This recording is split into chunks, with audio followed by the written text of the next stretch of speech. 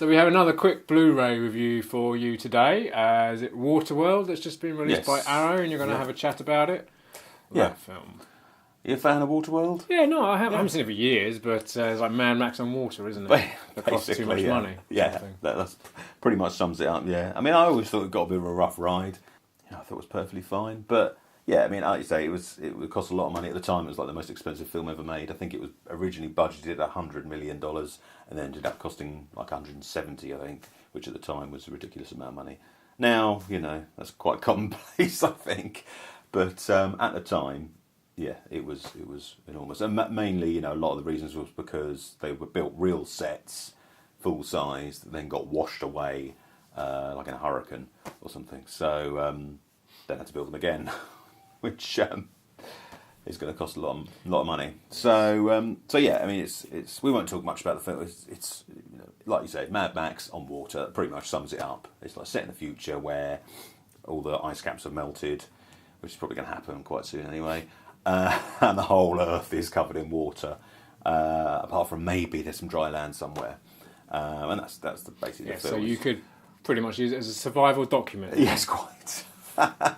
So, I mean, it plays fast and loose with the realities of evolution. Kevin Costner's character, the mariner, has developed gills, and at one point he goes fishing and finds this huge monster fish, which obviously is a made-up creature. But we're only talking about. I mean, I don't think it ever says how far in the future it is, but I think in the trailer it says in a few centuries or something. So we're only talking a few hundred years, so which is not long enough for people to evolve gills and new species of fish to appear. So, but you just ignore that. It's fine because it's just a film. So yeah, so we'll talk about the Blu-ray rather than the movie. So it's Arrow, and it's a film I never thought that they would release. Because it's quite laughed at, I guess, or derided quite a bit as being a bit rubbish. But no, it does have its fan base, and I think for good reason, because it's a lot of fun. So yeah, it's got a nice package. You get a nice booklet, which has lots of writing on the movie, behind the scenes stuff, and even goes into like the video games and the comic book that came out, and there was even a board game, Waterworld board game. Who knew? Who knew indeed? I don't know who bought it. Whether it was any good, I don't know. But yeah, it existed. There's the proof. A nice poster, if you've got space on your wall for that, with I think the new artwork and possibly the old artwork on the other side. So there's that. But the real goods are the discs. So you've got 3 discs in there. Oh, and there's postcards as well inside, obviously, as is standard. And so you've got the original theatrical cut, which if you've seen it, you'll be familiar with. But there's also a TV cut, which is 40 minutes longer than the original version. Have you ever seen that? No. Not really shown on TV much. I've only seen it once. But obviously, because it was for TV, it cut out a lot of the violence and the swearing and stuff. I mean, that was actually released on DVD a few years ago by Universal, I think. But recently, it's been out of print. I tried to get one myself, but it was too expensive. I thought I don't want Waterworld that much. But no, obviously. But then this came out, and yeah, so job's a good one, and whatever that means. So, and on disc 3, you've got what is known as the Ulysses cut, which is basically the TV cut, but with some of the stuff they edited out for TV put back in. So like the fullest version you could get, basically. Right. And it runs at 178 minutes. So, that's a lot of water. As much Waterworld as you can manage. So yeah, and it looks, obviously they've remastered it as Arrow usually do, so it looks really nice. But yeah, there's like an hour and 40-minute behind the scenes documentary, which actually goes quite deep into all the problems they had. And there's a shorter feature about sort of disaster movies in general, which sort of goes all the way back to like the 50s, and how originally they were sort of B movies, but they kind of, with Waterworld, they kind of started to become bigger budget and sort of, big studio pictures. Things like Armageddon and Deep Impact and things like that. And it sort of talks about films that are caused by humanity. So Waterworld would count because obviously some people think that we've caused climate change and are causing the ice caps to melt and things like that. Versus obviously things coming from outside, so Independence Day where it's aliens, or Armageddon where it's a meteor and things like that. So it talks about the difference between those. And that was quite an interesting watch.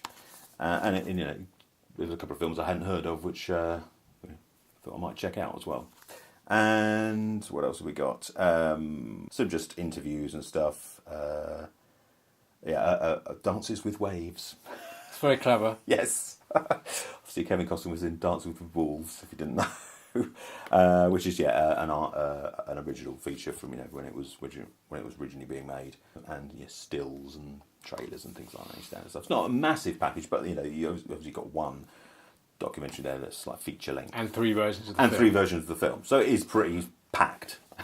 So all in all, a great package as usual from Arrow, to be honest. So. Excellent. Well, as you notice, I have not been speaking much because I didn't watch it or seen any of this. I have seen, like I said, I saw Waterworld a long time ago. Actually, I remember it.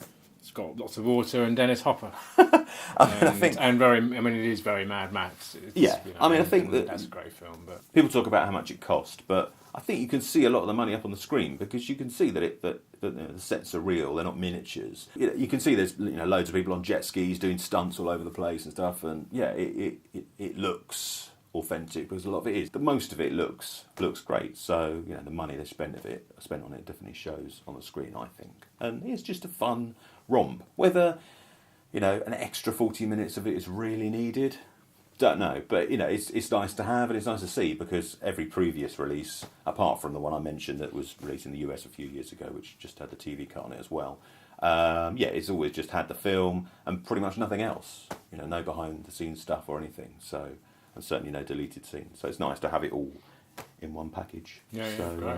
I think if you're a fan of Waterworld, or even if you're not, and you haven't seen it, if you like the Mad Max movies and you want more of that kind of thing, then check it out. Yeah. Great. I don't know if I'll buy it, but it's fine. The film's fine. I just don't think I'd want to watch another 40 minutes of it, and I probably might just not watch it again anyway. But what Arrow normally do is they'll re-release it in a few months with just the disc, or maybe just the theatrical cut. I don't know. That's quite often what happens with them. This is like limited edition and a regular. It looks nice. It's got some. The art looks quite nice on there. They always do. That's one thing with Arrow and a lot of these kind of independent, film labels, distributors. They always put nice packages together and nice artwork, and it always feels nice in the hand. It does. And it probably look very nice on your shelf. I'm running out of shelf space, to be honest. I'm sure you are. I don't know where I'm going to put it.